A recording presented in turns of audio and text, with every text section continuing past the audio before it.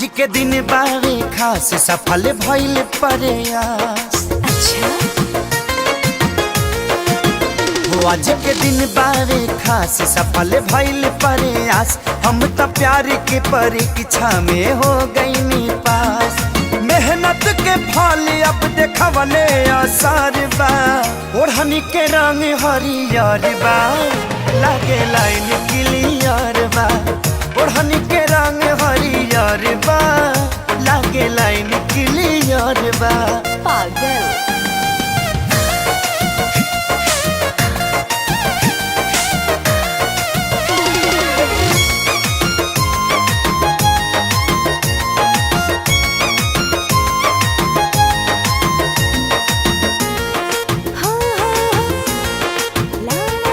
हमरा तो नइखे कौनो खुशी के ठिकाना।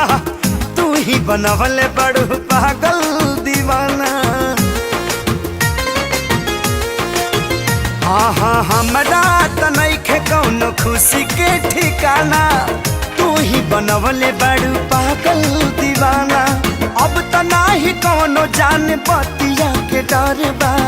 ओढ़नी के रंग हरियर बा, लागे लाइन क्लियर बा।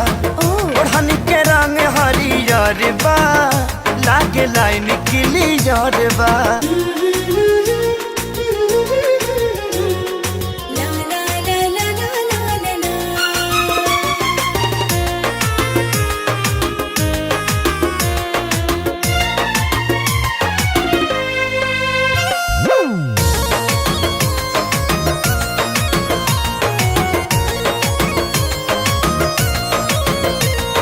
तोहरे ही मुँह से सुनल चाहतानी। कह दो तू आज आई लव यू रानी।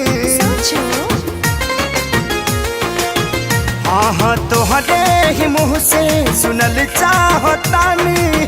कह दो तू आज आई लव यू रानी।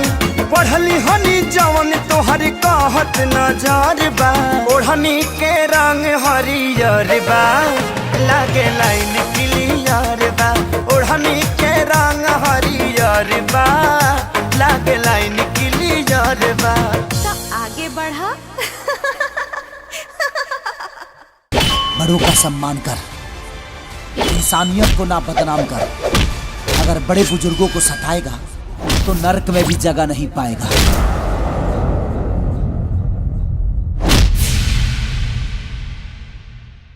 ओढ़नी के रंग हरियर बा, लागे लाइन